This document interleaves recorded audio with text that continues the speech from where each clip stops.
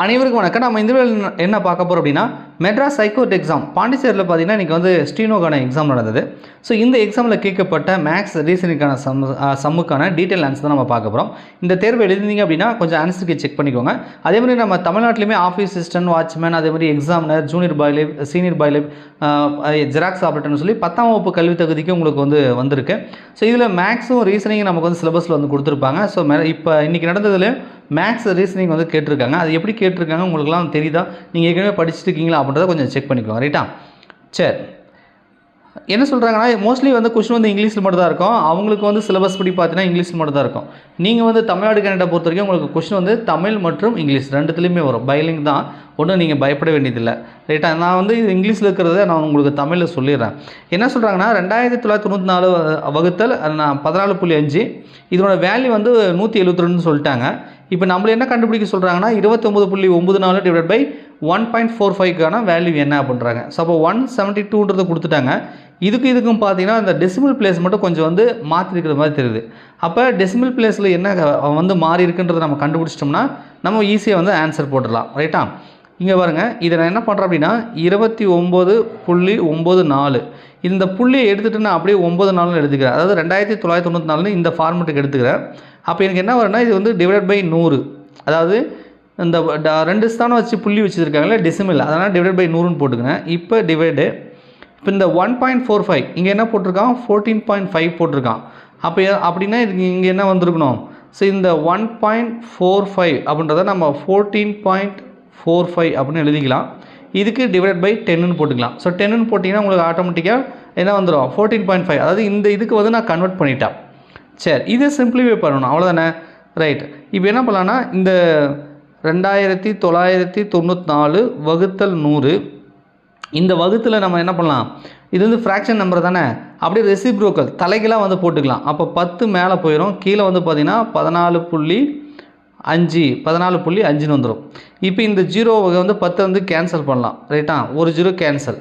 இப்போ என்ன வருதுன்னா 2994 வகுத்தல் 14.5 வருது. அதுக்கப்புறம் டிவைட் பை 10 வருது. 2994 டிவைட் பை 14.5னா அதுதான் 172 கொடுத்துட்டான். அப்போ 172 பை 10ன்னு வரும். 172 பை 10 அப்படின்னு சொல்லி வரும். So 172 by 10னா 17.2. ஸோ 17.2 தான் ஆன்சர். ஸோ சி ஆப்ஷன் சரியாக இருக்கும்.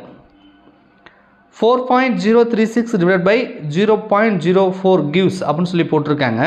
இதில் டெசிமலில் கொடுத்துருக்கிறதுனால டெசிமல்லேருந்து நம்ம எப்படி இன்டிஜராக மாற்றி அதை டிவைட் பண்ணணும் அப்படின்றத தெரிஞ்சுக்கிட்டால் ஈஸியாக போட்டுடலாம். ஒரு பெரிய ஒன்றும் கஷ்டம் ஒன்றும் கிடையாது. ரைட்டா? சரி, இது நான் என்ன பண்ண போகிறேன் அப்படின்னா நான் அப்படியே அந்த புள்ளி எடுத்துடுறேன். அப்போ 4036. ரைட்டா? அப்போ இதுக்கு என்ன வருதுன்னா 3 டிஜிட் தள்ளி தான் புள்ளி வச்சுருக்காங்க. அப்போ கண்டிப்பாக கீழே 1000 அப்படின்னு வரும். ஸோ இது டிவைட் பை 0.04னால் நான் வெறும் 4ன்னு போட்டுக்கிறேன். வெறும் 4 அப்படின்னு போட்டுக்கிறேன். ஸோ 4 போட்டிங்கன்னா இங்கே ஒரு இப்போ 4னா இங்கே 2 டிஜிட் தள்ளி புள்ளி வச்சுருக்காங்க. அப்போ டிவைட் பை 100ன்னு வரும். இப்போ முன்ன ஃபஸ்ட்டு சம் போட்டோம்ல அதே மாதிரி தான் 4036 டிவைட் பை 1000 இன்ட்டு இது அப்படியே தலைகளாக போடலாம். 100 டிவைட் பை 4, 2 0 கேன்சல் பண்ணிவிடுங்க. இப்போ 4036 டிவைட் பை 4, அதுக்கப்புறம் ஒரு 10 இருக்குது. இப்போ என்ன பண்ணலான்னா 4036 டிவைட் பை 4, இன்னொரு 10 இருக்குது. இந்த 4036 4ஆல் வகுத்துருங்க. ரைட்டா? ஒரு நாள் 4, ஒரு 0 வருது. ஸோ இன்னும் இது 3ல் அடங்காது. அப்போ இன்னொரு 0 சேர்த்திக்கோங்க. அதுக்கப்புறம் 9 நாள் 36, 1009 வருது. இங்கே டிவைட் பை 10 இருக்கிறதுனால நீங்கள் என்ன பண்ணணும், ஒரு ஸ்தானம் வச்சு புள்ளி வைக்கணும். ரைட்டா? அப்போ 100.9 100.9 அப்படின்னு சொல்லி வரும். அப்போ 100.9னா எங்கே இருக்குது, இங்கே பாருங்கள், சி ஆப்ஷனில் கொடுத்துருக்காங்க. ஸோ சி ஆப்ஷன் சரி. ஸோ டெசிமல் சம்மந்தமான 2 கணக்கு கேட்டிருக்காங்க. 2 train starting at the same time from the 2 station 200 km apart and going in opposite direction cross each other at a distance 10 km from one of station. What is the ratio of their speed அப்படின்றாங்க. So அந்த ட்ரெயினுக்கான அந்த ஸ்பீடுக்கான ratio தான் கேட்குறாங்க. ரைட்டா?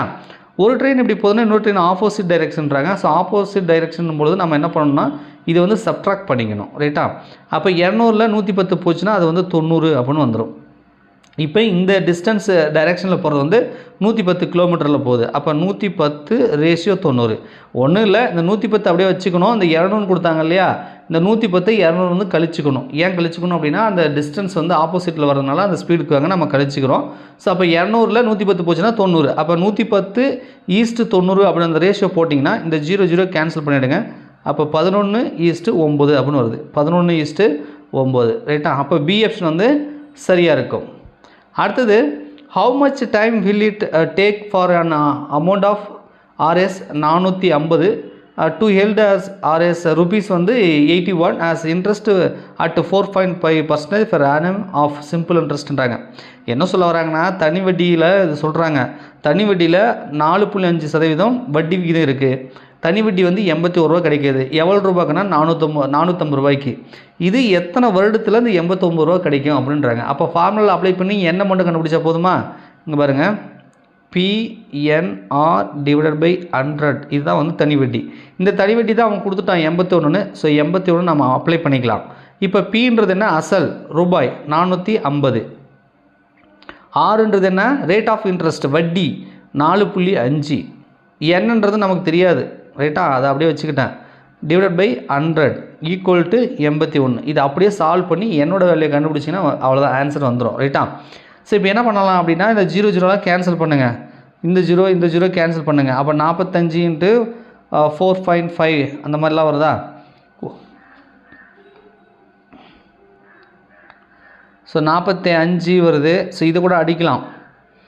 இங்கே பாருங்கள், 2 5 10 9 45 ரைட்டா. 9 5 45. So 9ன்னு வருது.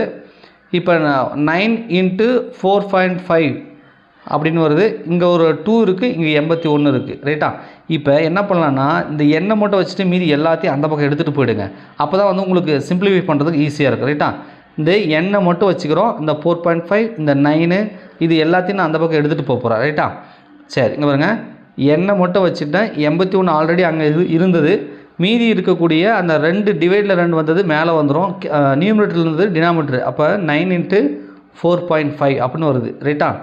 இப்போ இதை அடிக்கலாம். 9 9 9 9 81 அடிச்சாச்சா ரைட். இப்போ என்ன வருதுன்னா 2 9 18, இங்கே 4.5 இருக்குது. அப்போ 18ல் எத்தனை 4.5 இருக்கும் அப்படின்னு நீங்கள் பார்த்தீங்கன்னா 4 இருக்கும். ஏன்னா நாங்கள் 16 .5 4 20 ஒரு 2 வரும். அப்போ 16 ஒரு 2 18. அப்போ 18ல் 4.5ன்றது எத்தனை டைம்ஸ் இருக்குன்னா 4 டைம்ஸ் இருக்கும் ரைட்டா. அப்போ அடிச்சிங்கன்னா உங்களுக்கு 4ன்னு வரும். அப்போ n = 4. அப்போ நம்பர் ஆஃப் இயர்ஸ் வந்து 4 இயர்ஸ்னு சொல்லலாம். ஸோ பி ஆப்ஷன் வந்து சரியாக இருக்கும். ஒன்றில் தனி வட்டி ஃபார்முலாவில் கொடுத்துருக்கிற வேல்யூலாம் சப்ஸ்டிட் பண்ணி என்னோட மதிப்பை கண்டுபிடிக்கணும், அவ்வளோதான். வேறு ஒன்றும் பெரிய இதெல்லாம் கிடையாது ரைட்டா. 3 candidate contested an election and received 1136, 7636 and 11628 vote respectively.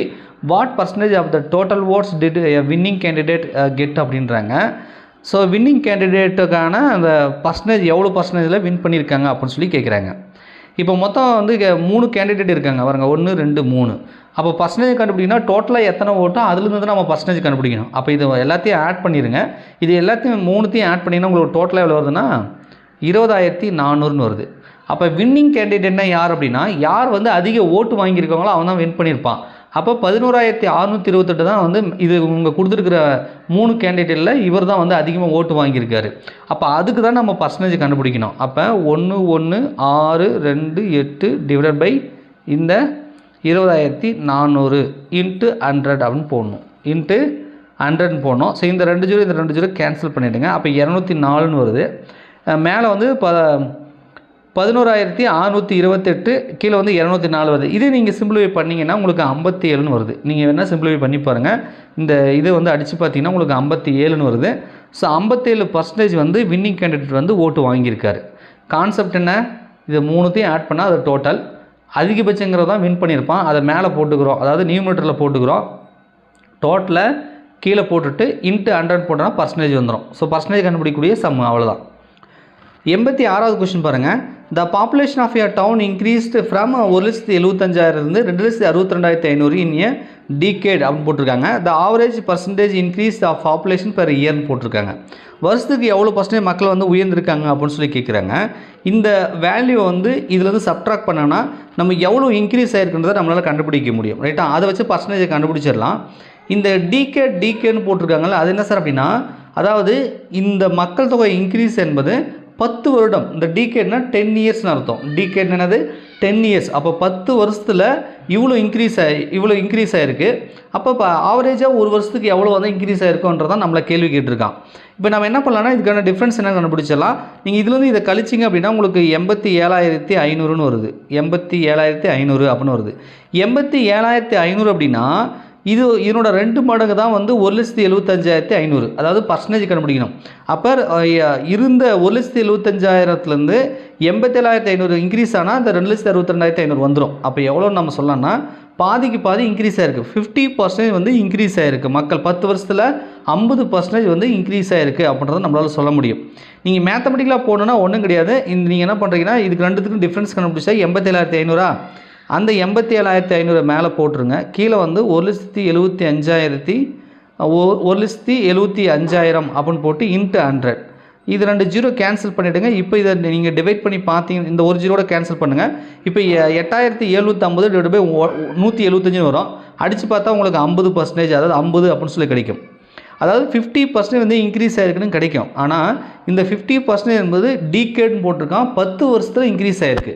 ஆனால் நமக்கு என்ன கேட்குறேன்னா, பெர் இயர் ஒரு வருஷத்துக்கு எவ்வளோ இன்க்ரீஸ் ஆகிருக்குன்னு கேட்குறான். ஒரு வருஷத்துக்கு எவ்வளோ இன்க்ரீஸ் ஆகிருக்குன்னு கேட்குறான். 10 வருஷத்துக்கு 50%ன்னா இதை நீங்கள் 10ஆல் வகுத்துடணும். ரைட்டா, அப்போ ஒரு வருஷத்துக்கு 5 இன்க்ரீஸ் ஆனால் தான் 5 50. அப்போ ஒரு வருடத்துக்கு 5% வந்து இன்க்ரீஸ் ஆகிருக்கும். ஸோ பி ஆப்ஷன் வந்து சரியாக இருக்கும். In an election between two candidates, one got 55% of the total valid vote. 20% of the vote were invalid. If the total number of votes was 7,500, the number of valid votes that the other candidate got was அப்படின்னு போட்டிருக்காங்க. என்ன சொல்ல வராங்க அப்படின்னா, 2 candidate வந்து நிற்கிறாங்க எலெக்ஷனில். One God 50% ஓட்டு வந்து வேலிட் ஓட்டாக வந்து வாங்குறாரு. 55% வேலிட் ஓட்டு வாங்குறாரு. 20% ஆஃப் த ஓட் வந்து இன்வேலிடாக இருக்குது. ஒட்டுமொத்தமாக பதிவான அந்த ஓட்டில் 20% ஓட்டு வந்து இன்வேலிடாக போயிடுச்சு. If the total number of vote எவ்வளோன்னு கேட்டிங்கன்னா, மொத்தமே வந்து 7,500 தான் வந்து டோட்டலாகவே ஓட்டு வந்து பதிவாயிருக்கு. இதில் 20% வந்து இன்வேலிடுன்னு சொல்லிட்டாங்க. அந்த இன்வேலிடை கழிச்சிட்டா வேலிடான ஓட்டு கிடைச்சிடும். அந்த வேலிடான ஓட்டில் 55% இவர் வாங்கியிருக்காரு. அப்போ இன்னொருத்தர் எவ்வளோ ஓட்டு வாங்கியிருப்பார்னா, மீதி இருக்கக்கூடிய அந்த 45% அவர் வாங்கியிருப்பார். ரைட்டா, ஸோ அதை வச்சு நம்ம ஈஸியாக கண்டுபிடிச்சிடலாம். The number of valid votes that the other candidate got was அப்படின்னு மாதிரி போட்டிருக்காங்க. சார் நாம் வந்து கண்டுபிடிச்சிடலாம். இங்கே பாருங்கள், ஃபஸ்ட்டு என்ன பண்ணலாம் அப்படின்னா, இது வந்து ஒட்டுமொத்த ஓட்டு 20% வந்து இன்வேலிட் ஓட்டு. அப்போ வேலிட் ஓட்டு எவ்வளோன்னு கண்டுபிடிச்சிடலாம். ரைட்டா, வேலிட் ஓட்டு அப்படின்னா இந்த 20% எவ்வளோன்றதை கண்டுபிடிச்சி அதை வந்து கழிச்சு விட்ருங்க. இங்கே பாருங்கள், 7,500 20% விட்டு கழிக்கலாம். இல்லைனா 20% இன்வேலிட்னா 80%ன்றது வேலிடான ஓட்டு அப்படி போட்டுக்கலாம். ஏன் ஒரே ஸ்டெப்பில் முடிச்சுக்கலாம், ஏன் 2 நம்ம போட்டுக்கிட்டு. ரைட்டா, அப்போ 80/100 இன்ட்டு 7,500 2 0 கேன்சல். அப்போ 80 × 75 நீங்கள் போட்டிங்க அப்படின்னா 6,000 வருது. ரைட்டா, அப்போ ஒட்டுமொத்த ஓட்டு 7,500. இதில் வேலிடான ஓட்டு வந்து 80% என்பது 6,000. ரைட்டா, 6,000 ஓட்டு வந்து வேலிடான ஓட்டு. இந்த 6,000த்தில் தான் ஒருத்தர் வந்து 55% வந்து வாங்கியிருக்காரு. ரைட்டா, அப்போ மீதி 45% இன்னொருத்தர் வாங்கியிருப்பார். முதல்ல 55% எவ்வளோன்னு கண்டுபிடிச்சிருவோம். ரைட்டா, அப்போ 50/100 இன்ட்டு 6,000 2 0 கேன்சல். அப்போ 55 × 60ன்னு போட்டிங்கன்னா 3,300ன்னு வரும். அப்போ இந்த 55% ஒருத்தர் வாங்கினார்ல, அவர் வந்து வேலிடான ஓட்டு 8,000த்தில் 3,300 ஓட்டு வாங்கியிருக்காரு. ரைட்டா, அப்போ இன்னொருத்தர் எவ்வளோ வாங்கியிருப்பாருன்னா, இந்த 6,000லேருந்து இந்த 3,300 கழிச்சிருங்க. அப்படி கழிச்சிங்கன்னா 2,700 ஓட்டு வரும். 2,700 ஓட்டு. அப்போ இன்னொருத்தர் வந்து அந்த வேலிடான ஓட்டில் 2,700 ஓட்டு வாங்கியிருக்காரு. ஸோ ஒருத்தர் 2,700 ஓட்டும், இன்னொருத்தர் 3,300 ஓட்டு வாங்கியிருக்காங்க. ஒட்டு மொத்தமாக 6,000 ஓட்டு வேலிடான ஓட்டு. ஒட்டுமொத்த ஓட்டு 7,500. அதில் 20% வந்து இன்வேலிட் ஓட்டாக போயிடுச்சு. ரைட்டா, சரி, அப்போ ஆன்சர் வந்து 2,700. A can do a work in 15 days and B in 20 days. If they work on it together for 4 days, then the fraction of the work that is the left is போட்டிருக்காங்க. அதாவது ஏங்கிறவன் ஒரு வேலையை 15 நாளில் முடிப்பான், பீன்றவன் 20 நாளில் முடிப்பான். ரெண்டு பேரும் வந்து 4 நாள் வேலை செய்கிறாங்க. மீதி இருக்கக்கூடிய அந்த வேலை வந்து ஃப்ராக்ஷனில் எவ்வளோ இருக்குன்னு கேட்குறாங்க. இதுதான் தமிழில் இதுக்கு மீனிங். அப்போ ரெண்டு பேரும் சேர்ந்து செஞ்சாங்கன்னா அந்த வேலையோட திறன் என்ன அப்படின்றத நம்ம கண்டுபிடிச்சிக்கணும். அப்போ 1/15 1/20 இதை வந்து எல்சிஎம் எடுத்துக்கலாம்ல. 15 20க்கு நீங்கள் எடுத்தால் 60ன்றது எல்சிஎம் எடுக்கலாம். அதாவது இந்த 15ஐ 2ஆல் பெருக்குனிங்கன்னா 30ன்னு வருதா. அப்போ 4ஆல் மல்டிபிள் பண்ணுங்கள். இதை 4ஆல் மல்டிபிள் பண்ணுங்கள்.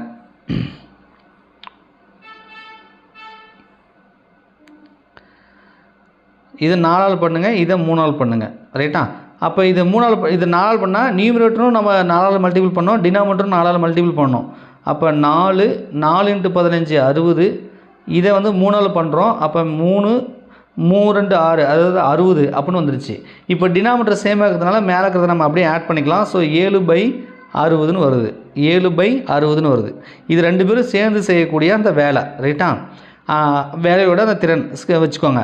இவங்க என்ன பண்ணியிருக்காங்க அப்படின்னா 4 நாள் வந்து சேர்ந்து வேலை செஞ்சுருக்கிறதா சொல்கிறாங்க. அப்போ இந்த 7/60 4ஆல் மல்டிபிள் பண்ணுங்கள். ஏன்னா ரெண்டு பேரும் 4 நாள் வந்து சேர்ந்து வேலை செஞ்சுருக்காங்க. அப்போ இதை அடிக்கலாமா? அடிச்சிடலாம். 1 நாங் 4, இது வந்து 1 நாள், அப்போ மீதி 2 5 20. அப்போ 7/15ன்னு வருது. ஸோ அப்போ 4 நாள் வந்து ரெண்டு பேரும் சேர்ந்து வேலை செஞ்சாங்கன்னா 7/15ன்றது வேலைத்திறனாக வருது. நம்ம என்றைக்குமே வந்து ஒட்டுமொத்த வேலைத்திறன்றது நம்ம 1 அப்படின்ற மாதிரி தான் நம்ம எடுத்துப்போம் ஃப்ராக்ஷன் கண்டுபிடிக்கணும்னா. அப்போ ஒட்டுமொத்த வேலைத்திறன் நம்ம 1ன்னு எடுத்துக்கிட்டோம்னா இப்போ நமக்கு கிடைச்சதில் 7/15 அதை இது கூட கழிச்சிடணும். அப்போ தான் மீதி இருக்கக்கூடிய வேலைக்கான அந்த ஃப்ராக்ஷன் வந்து கிடைக்கும். அப்போ 1 - 7/15ன்னா இதை அப்படியே கிராஸ் மல்டிப்ளிகேஷன் பண்ணுங்கள். 15 - 7 / 15. 15ல் 7 போச்சுன்னா அது 8. அப்போ 8/15. அப்போ 8/15னா டி ஆப்ஷன் கொடுத்துருக்காங்க. ஸோ இந்த கேள்விக்கு வந்து மீதி இருக்கக்கூடிய அந்த வேலை வந்து ஃப்ராக்ஷனில் சொல்லணும்னா 8/15. The sum of the first 5 prime number ஈஸ்ன்றாங்க. அப்போ ப்ரைம் நம்பர்லாம் என்னென்ன ப்ரைம் நம்பர் இருக்குதுன்னா இந்த 1ன்றது ப்ரைம் நம்பர் வராது, நான் ப்ரைமும் வராது. 2லேருந்து தான் ஸ்டார்ட் பண்ணுவாங்க. ஸோ 2லேருந்து நீங்கள் ப்ரைம் நம்பர் எடுத்துக்கிட்டிங்கன்னா 2 3 5 7 11. ஃபஸ்ட்டு வந்து 5 ப்ரைம் நம்பர் தான் எடுத்துக்க சொல்கிறாங்க. அப்போ நம்ம 2 3 5 7 11 எடுத்துட்டோம். 2 3 இது வந்து என்ன சொல்கிறாங்க? சம் கூட்ட சொல்கிறாங்க. 2 3 கூட்டினா 5, இந்த 5 கூட்டினா 10, 10 7 கூட்டினா 17, 17 ஒரு 11 கூட்டினீங்கன்னா உங்களுக்கு 28. அப்போ சம் ஆஃப் அந்த ஃபஸ்ட்டு 5 ப்ரைம் நம்பரை ஆட் பண்ணால் உங்களுக்கு 28ன்னு வருது. ஸோ டி ஆப்ஷன் வந்து சரியாக இருக்கும். டிக்கெட் நம்பர்டு வந்து 1 to 20 are mixed of and then ticket is drawn the random. What is the probability that the ticket drawn as a number of which is a multiple of 3ன்றாங்க. மொத்தமாக ticket வந்து 1லேருந்து 20 வரைக்கும் எடுத்துக்கிறாங்க அந்த number. ரைட்டா? இதில் ரேண்டமாக என்ன பண்ணுறாங்கன்னா 3ன்றதோட மல்டிபிள் இருக்கக்கூடிய அந்த டிக்கெட்லாம் வந்து எடுக்கிறாங்க. அப்போ அதுக்கான ப்ராபபிலிட்டி என்னன்றாங்க. அப்போ ஒட்டுமொத்த டிக்கெட் எத்தனை இருக்குது? மொத்தம் 20. அப்போ 20க்குள்ளே அந்த 3ஓட மல்டிப்பிளில் வரக்கூடிய அந்த டிக்கெட்டோட நம்பர் எத்தனை இருக்குன்னா நம்ம 3ஆம் வாய்ப்பாடு எத்தனை டைம் இருக்குது? 1 3 3 2 3 6 3 9 4 12 5 15 6 18 7 21க்கு போயிடுது. 6 18. அப்போ 6 டிக்கெட் வந்து 3ஓட மல்டிப்பிளில் அந்த நம்பரில் வந்து இருக்கும். ரைட்டா? அப்போ 6/20 அப்படின்ற மாதிரி நமக்கு வந்து கிடைச்சிருச்சு. ரைட்டா? இப்போ இதை வந்து சால்வ் பண்ணி பாருங்கள். இங்கே பாருங்கள். 3 2 6, 2ஆம் வாய்ப்பில் அடிக்கிறேன். 1 2 2 1 0. அப்போ 3/10. 3/10. ஆக்சுவலாக ப்ராபபிலிட்டி வந்து 6/20 தான். அதை சிம்பிளிஃபை பண்ணோம்னா 3/10ன்னு வருது. ஸோ இவங்க 3/10ன்றதை டி ஆப்ஷனில் கொடுத்துருக்காங்க. ஸோ டி ஆப்ஷன் வந்து சரியாக இருக்கும். அடுத்தது ஃபைண்ட் ஆட் ஒன் இன் த சீரீஸ்ன்றாங்க. இதில் வேறுபட்டது எது ஆட் ஒன் அப்படின்றாங்க. இங்கே பாருங்க, இதோட 3ஓட மல்டிபிள் இருக்குது. 2 6 3 9 5 5 7 21 8 24 10 30ன்னு வருது. ஆனால் இந்த 28ன்றது பார்த்திங்கன்னா அது 3ஓட மல்டிபிளில் வரல. 3ஓட மல்டிபிளில் வரல. அப்போ டிஃப்ரெண்ட்டான நம்பர் ஆட் ஒன் அப்படின்றது 28 தான் வரும். ஸோ ஏ ஆப்ஷன் வந்து வரும். Which one of the following words will appear 4th in English டிக்ஷனரின்றாங்க. இந்த 4 ஆப்ஷனை வந்து ஆங்கில வரிசையில் நம்ம வரிசைப்படுத்துங்கன்னு அப்படின்னா எது 4வது வார்த்தையாக வருன்றாங்க. அப்போ எது ஃபஸ்ட் வரும், எது செகண்ட் வரும், எது தேர்ட் வரும், எது ஃபோர்த் வரும் நமக்கு தெரியணும். எல்லாமே ஈல தான் ஸ்டார்ட் ஆகிருக்கு. அதுக்கப்புறம் செகண்ட் லெட்டர் பார்க்கணும், செகண்ட் லெட்டர் சேமாக இருந்தால் தேர்ட் லெட்டர் பார்க்கணும், தேர்ட் லெட்டர் சேமாக இருந்தால் ஃபோர்த்து, ஃபோர்த்தும் சேமாக இருந்தால் ஃபிஃப்த்து. அந்த வரிசை கிரகமாக நம்ம பார்க்கணும். ரைட்டா? சரி, இதை வரிசைப்படுத்தி நீங்கள் பார்த்தீங்கன்னு வச்சுக்கோங்களேன், இந்த என் சர்க்கிள் அப்படின்றது ஃபஸ்ட்டு வரும். ஏன்னா இஎன்ன்றது சி இருக்குது, அதுக்கப்புறம் ஐ இருக்குது, ஐக்கு அப்புறம் தான் ஓவே வரும். IJKLMNO, ஐக்கு அப்புறம் தான் ஓ வருது. அப்போ இதுதான் ஃபஸ்ட்டு வரும், இது ஃபஸ்ட்டு பிளேஸில் வரும். ரைட்டா? ரெண்டாவது என்ன வரும் அப்படின்னா, அந்த என் கவுண்டர்னு இருக்குல்ல, COU, அதுக்கப்புறம் என் வரும், எண்ணுக்கு அப்புறம் தான் ஆர் வரும். அப்போ கண்டிப்பாக இதுதான் வந்து பார்த்திங்கன்னா செகண்டு வரும். இதுக்கப்புறம் இது வந்து தேர்டு வரும். இது வந்து சி ஆப்ஷனில் இருக்கிறது வந்து பார்த்திங்கன்னா உங்களுக்கு வந்து ஃபோர்த்தாக வரும். ஸோ அப்போ கடைசியாக ஃபோர்த்தாக வரக்கூடியது ஆங்கில அகரவரிசைப்படி எழுதுனீங்கன்னா சி ஆப்ஷன் தான் வரும். ரைட்டா? ஸோ CR, ஏன்னா இங்கே வருங்க சிக்கு அப்புறம் ஆர் போட்டிருக்காங்க இல்லையா? ஸோ அதனால், ஏன்னா ஓன்னா வந்து இது ஃபஸ்ட்டுன்னு கண்டுபிடிச்சாச்சு, இது ரெண்டுலேயும் ஏதாவது ஒன்று செகண்டாக வரணும். அதில் வந்து டி ஆப்ஷன் செகண்டும் பி ஆப்ஷன் வந்து தேர்டும் வருது. அப்போ கண்டிப்பாக இதான் வந்து ஃபோர்த்தாக வரும். ஸோ சி ஆப்ஷன் தான் சரி, சி ஆப்ஷன் வந்து சரி. At a birthday party, 5 friends are sitting in the row. M is to the left of O and to the right of P is P. S is the sitting to the right of T but to the left of P. Who is the sitting in the middle? அப்படின்றாங்க. 5 பேர் வரிசையாக உட்காந்துக்கிறாங்க ஒரு ரோவில். இப்போ சென்ட்ரலில் இருக்கிறவங்க யாரும் கண்டுபிடிக்கணும், யார் எங்கே உட்காந்துருக்கணும் ஒரு கதை கொடுத்துருக்காங்க. அந்த கதையை வச்சு நம்ம என்ன பண்ணலாம்னா கண்டுபிடிக்கலாம். இப்போ ஃபஸ்ட்டு ஒரு ரோ மாதிரி ஒரு கோடு போட்டுக்கலாம். இவன் சொன்ன கதையெல்லாம் நம்ம எடுத்துக்கலாம். மொத்தம் 5 பேரா? M is the left of O. ஓவோட லெஃப்ட்டில் இருக்கிறாங்க. ஃபஸ்ட்டு இந்த ஓன்றதை போட்டுப்போம். ஓவுக்கு வந்து லெஃப்ட் வந்து இது, ரைட் சைடு வந்து இது. அப்போ லெஃப்ட்டில் யார் இருக்காங்க அப்படின்னா அது M இருக்காங்க.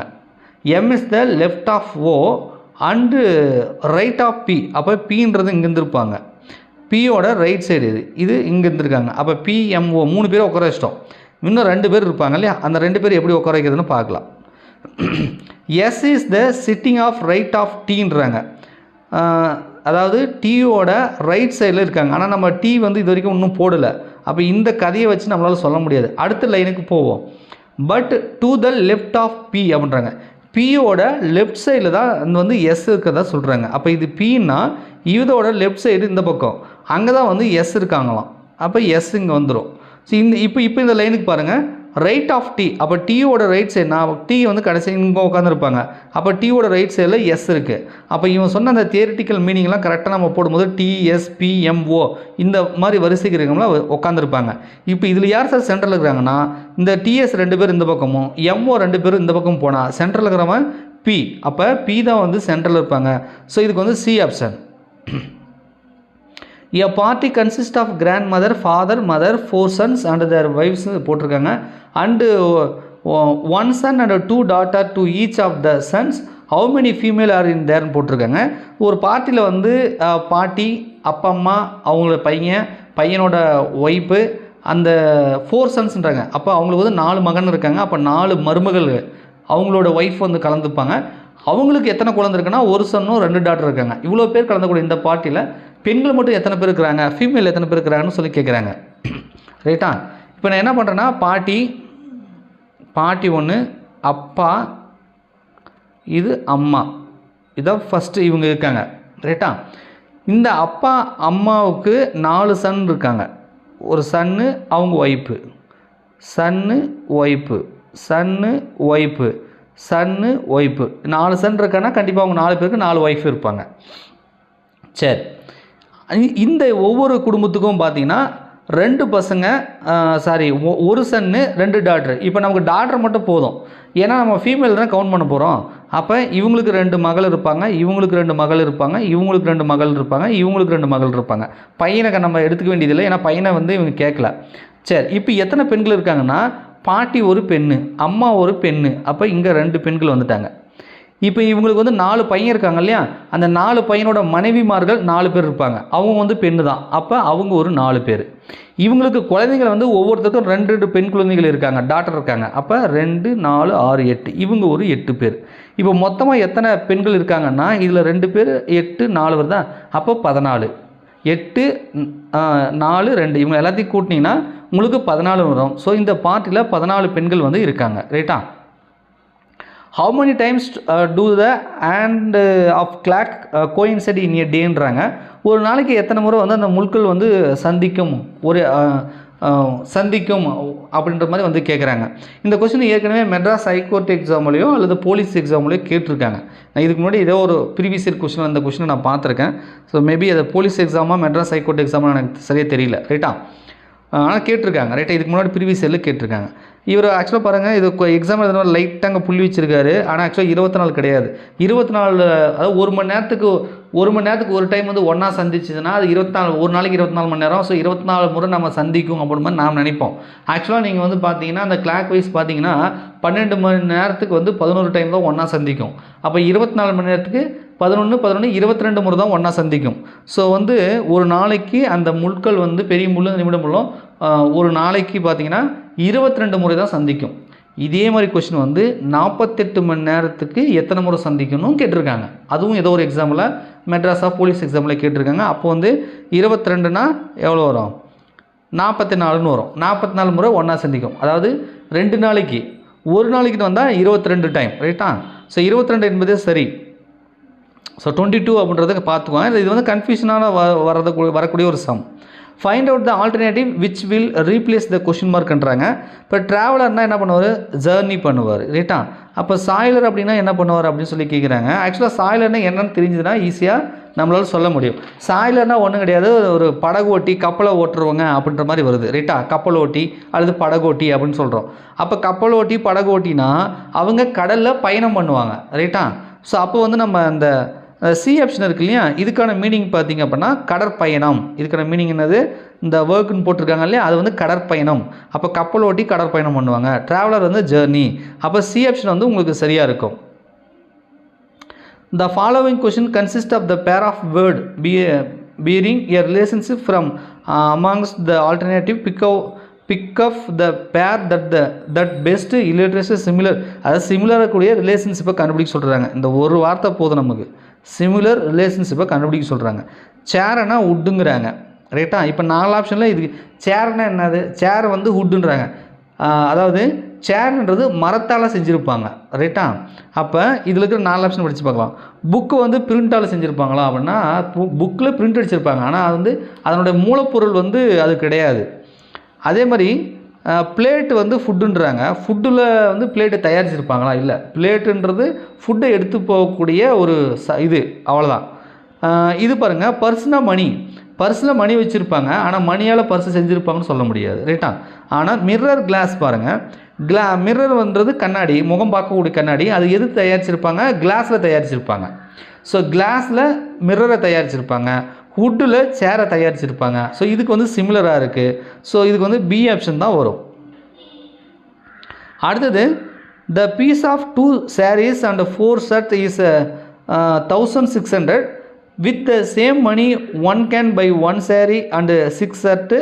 If one want to buy 12 shirt, how much shall be have to payன்றாங்க.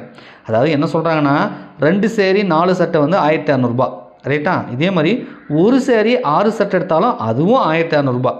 இப்போ நான் வந்து 12 சட்டை எடுக்கணும் அப்படின்னா நீங்கள் எவ்வளோ பேமெண்ட் பண்ணுவீங்கன்னு கேட்குறாங்க. இதுக்கு என்ன பண்ணலாம்? 10th நம்ம ஈக்குவேஷன் வச்சு சால்வ் பண்ணணும்ல, இருபடி சமன்பாடு, அந்த மாதிரி வச்சு ஈஸியாக சால்வ் பண்ண முடியும். ரைட்டா, ஒன்றும் இல்லை, சிம்பிளாக சால்வ் பண்ணிடலாம். இங்கே பாருங்கள், 2 சேரீ. நான் என்ன பண்ணுறேன்னா அந்த இது சேரீ வந்து எக்ஸ்ன்னு எடுத்துக்கிறேன், இந்த சட்டை வந்து ஒய்ன்னு எடுத்துக்கிறேன். ரைட்டா, இப்போ 2x + 4y = இது எவ்வளோ? 1600. இந்த XYன்றது வந்து அந்த ப்ரைஸு அது நமக்கு தெரியாதனால நம்ம XYன்னு வச்சுக்கிறோம். இப்போ இதே மாதிரி கான்செப்டில் என்ன சொல்கிறாங்கன்னா ஒரு சேரீ, அப்போ 1x + 6y = அதுவும் 1600. ரைட்டா, இப்போ இவங்க என்ன கேட்குறாங்க? நம்ம இது வந்து எக்ஸ்ன்றது சேரீக்கான ரேட்டு, ஒய்ன்றது சட்டைக்கான ரேட்டு. இப்போ நம்ம சட்டை தான் வாங்க போகிறோம், 12 சட்டை. அப்போ சட்டைக்கான ரேட்டு தான் நமக்கு வேணும். அப்போ ஒய்யோட வேல்யூ தான் நமக்கு வேணும். அப்போ எக்ஸை வந்து கேன்சல் பண்ணணும். அப்போ என்ன பண்ணலாம்னா இது ஃபஸ்ட் ஈக்குவேஷன், இது செகண்ட் ஈக்குவேஷன் எடுத்திங்கன்னா இந்த செகண்ட் ஈக்குவேஷனை 2ஆல் மல்டிபிள் பண்ணுங்கள். அப்போ இது வந்து 2xன்னு மாறும், இது வந்து 12yன்னு மாறும். இது வந்து 1600. அப்போ இது வந்து 3200 மாறிக்கும். நம்ம 2ஆல் மல்டிபிள் பண்ணிட்டேன். இப்போ இதை சப்ட்ராக்ட் பண்ணுங்கள். இதை சப்ட்ராக்ட் பண்ணால் இந்த சைன் வந்து மாற்றிக்கணும். அதாவது ப்ளஸ்னா மைனஸு, மைனஸ்னா ப்ளஸ்ஸு. இங்கே எல்லாமே ப்ளஸ் இருக்கிறதுனால மைனஸுக்கு மாற்றிக்கிறேன். இப்போ வந்து கழித்து பார்க்குறேன். 2x cancel. இங்கே 4y, இங்கே -12y, அப்போ -8y.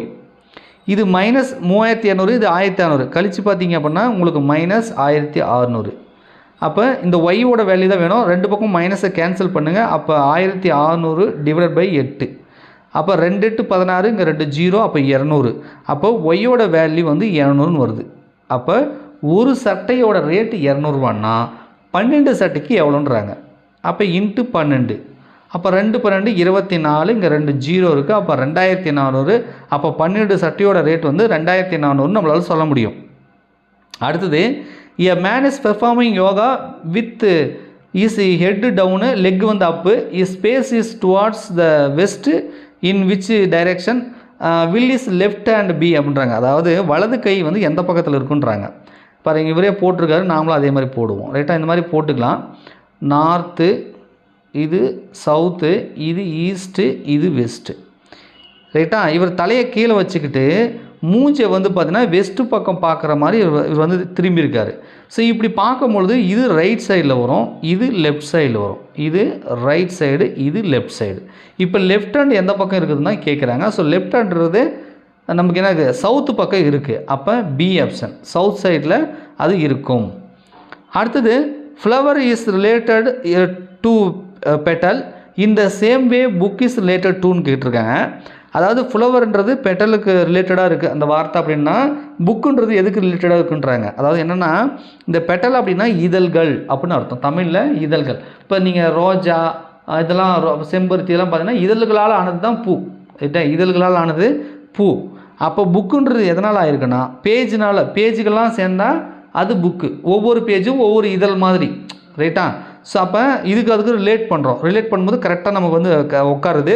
ஸோ ஃப்ளவர்னா இதழ்கள், அது இதழ்களால் ஆனது ஃப்ளவர், அது பூ வந்து அப்படி தான் ஆயிருக்கும். அப்போ பேஜுகளால் ஆனது தான் புக்கு. அப்போ பேஜ் என்பதே இதுக்கு வந்து சரி. ரைட்டா? ஸோ 81லேருந்து நம்ம 100 வரைக்கும் பார்த்துருக்கோம். 20 கொஷின் வந்து பார்த்துருக்கோம். ஸோ மேக்ஸ் ரீசனிங்கும் கேட்டிருக்காங்க. இது இல்லாமல் இன்னும் நியூமெரிக்கல் அபிலிட்டி இன்னமும் சென்ட்ரலையுமே மேக்ஸ் வந்து கேட்டிருக்காங்க, சயின்ஸ் கேட்டிருக்காங்க. ஸோ அதெல்லாம் எப்படின்னு நம்ம அப்புறமா பார்க்கலாம். ஸோ இப்போதைக்கு வந்து இந்த மாதிரி வந்திருக்கு. ரைட்டா? ஆனால் வந்து ஸ்டீனோகிராஃபருக்கான சிலபஸ் வேறு, நமக்கான சிலபஸ் வேறு. பட் ஆனால் current affairs, science, maths, reasoning எல்லாம் காமன் தான். ஸோ இந்த மாதிரி தான் மெட்ராஸ் ஹைகோர்ட்டில் இன்றைக்கி நடந்த தேர்வில் கேட்டிருக்காங்கன்னு தெரிஞ்சுக்கோங்க. ஸோ உங்களுக்கும் இந்த மாதிரி ரீசனிங் சம்லாம் கேட்கலாம். ஸோ இந்த மாதிரி டாப்பிக்லாம் படிச்சிருக்கீங்களான்னு பார்த்து கொஞ்சம் ரெஃபர் பண்ணி படிச்சுக்கோங்க. ஓகேங்களா? நன்றி, வணக்கம்.